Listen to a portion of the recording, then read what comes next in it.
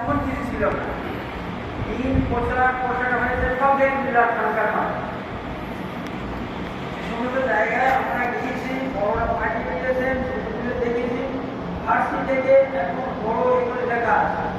তাতে হাজার হাজার মানুষ, মুসলিম, অমুসলিম, অন্যান্য যত রকমের সরকার ছিল সব এসে তাদের আশ্রয় দিত। আর সেই ভয়ের যদি পরিবর্তে দেখছিল বলতো যে তবে মাথাটা কায়েম হয়েছে, মন্তব্য কায়েম হয়েছে, আজকে আমার আপনার মাথায় তারই বলতো। আমরা এর থেকে অবহেলা হয়ে গেছি, আমরা এর থেকে দূরে হয়ে গেছি। যেগুলো থেকে দূরে হওয়ার কারণে আজকে বিভিন্ন রকমের মুসিবত আমাদের উপর আসছে। এ সম্পর্কে হাদিস শরীফে, কোরআন শরীফে বহু ওয়াকিয়া আছে, সময় যায়। হযরত শাইখুল হিন্দ রহমাতুল্লাহ আলাইহি নাম ওলামাকে নাম জানেন, মাহমুদুল হাসান যে দারুল দেওবন্দের প্রথম ছাত্র। যখন মালদার জেলখানায় ছিলেন, একদিন জেলখানায় বসে খাচ্ছেন, হযরতের সাথে আরো তো বহুজন ছিলেন। তারা ভাবছে মনে হয়তো তার আওলাদের কথা মনে উঠে, পরিবারের কথা মনে উঠে ভাবছে। কেউ মন্তব্য করলেন হাজি নিজেদের ভয়ে কাঁদছে, বিভিন্ন রকম মন্তব্য করে তারা জিজ্ঞাসা করেন হয়তো আপনি কাঁদছেন কেন?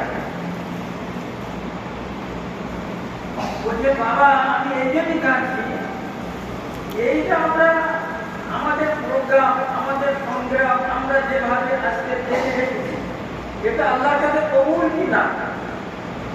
যদি আল্লাহ দরবারে আমাদের মেহনত, মুজাহিদা, মাশাক্কাত, আমরা তো দুনিয়া ত্যাগ করে দুনিয়ার মায়া মহব্বত সব ছেড়ে আল্লাহর জন্যই তো আমরা এটা মিলতে করেছি। যার কারণে আমরা যে শুধু একটা ওনার জীবনের লোক ছিল, শুধু একটা বলেছি যে আমি ছেড়ে দাঁড়িয়ে যাচ্ছি, সঙ্গে রেহাই যায়, এরকম বহু ঘটনা। আমাদের এটা আল্লাহ দরবারে কবুল কিনা এদের কাজ। আমরা যারা এই সমস্ত মাদ্রাসা, মক্তব, বিভিন্ন দিনই কাজের সঙ্গে জড়িয়ে আছি, প্রথম আমাদের দেখতে হবে আমাদের এই মসজিদ বৈঠকটা আমরা আল্লাহর জন্য বসেছি।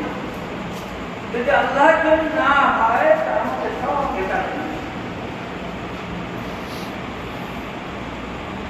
একজন মাওলানা আশরাফ আলী থানভী রহমাতুল্লাহ আলাইহি, যার নাম আমরা শুনেছি, দাদা হুজুর রহমাতুল্লাহ আলাইহি, আমি মেজু হুজুর রহমাতুল্লাহ আলাইহির মুখে শুনেছি। আমি গিয়েছিলাম বা আমাদের মেডিকেলে এসেছিলেন, আমাদের সামনে বলেছিলেন, বলে যে আমার আব্বাজানের সাথে আমি মাওলানা আশরাফ আলী থানভী সাহেবের সাথে আব্বাজানের সাথে গিয়েছি। দুদিন বা যা আছে বেশিরভাগ চিঠি করতে দেওয়া হলো। মেজুদ্দিন রহমতুল্লাহ শোনা আশরাফ আলী থানভী সাহেবের কাছে আমার আব্বার সাথে গিয়েছিলাম। তো সেখানে গিয়ে যা মঞ্জর দেখেছি, যা দৃশ্য দেখেছি, যে মানুষের দিনের ভিতরে কত রকমের কি না হযরত থানভী সাহেবের কাছে গিয়ে বলছি সমস্ত দিন পরিষ্কার হয়ে। কিন্তু আমি তো উপরে যাই হোক, হযরত মাওলানা আশরাফ আলী থানভী রহমাতুল্লাহ আলাইহি, ওনাকে কেউ প্রশ্ন করে যে হুজুর আপনি এতগুলো কিতাব কি করে লিখলেন? কারণ ওলামা হযরতরা জানেন উনি 1200 কি 1300 কিতাব লিখেছেন। এই ধরনের বড় বড় কিতাব লিখেছেন, ছোট থেকে বড় থেকে সব রকম। এত কিতাব তো কেউ লিখতে পারে না, তাহলে আপনি কতটা কিতাব মোকাবেলা করেন? মানে একটা কিছু লিখতে গেলে যারা লেখক তারা জানে 10টা বই চাই দিয়ে তবে একটা লাইন লিখতে হয়। আপনি এতগুলো কি করে লিখবেন? হযরতের উত্তর দিচ্ছেন যে আমি তো বেশি কিতাবপত্র পড়ছি, আমি অনেক আল্লাহওয়ালা বড় বড় পীর ওলি যারা আমার ওস্তাদ, তাদের খেদমতে যেতাম, তাদের কাছে বসতাম, তাদের পরামর্শ নিতাম। আজকে তাদের বদৌলতে আজকে এত কিছু লেখা করি। যেটা আজকে তার অভাব, তাদের আজকে মন্দির তৈরি করা হয়েছে। এই অভাবের কারণে আজকে আমরা বাংলা বলা সব পিছিয়ে পড়ছি। আমরা সবাই মনে মনে গেছি যে আমরা সবাই পড়ছি, কারোর কাছে যাওয়ার দরকার নেই। আমরা তো ওখানে সেটি করে নিচ্ছি, দারিদ্র যে মনে বোঝায় বিভিন্ন জায়গাতে আমার ওস্তাদরা ওই করে আমাদের ওস্তাদের কাছে যাওয়ার দরকার নেই, কার কাছে ওটা ওঠার দরকার নেই, বা আমরা সব হয়ে গেছি।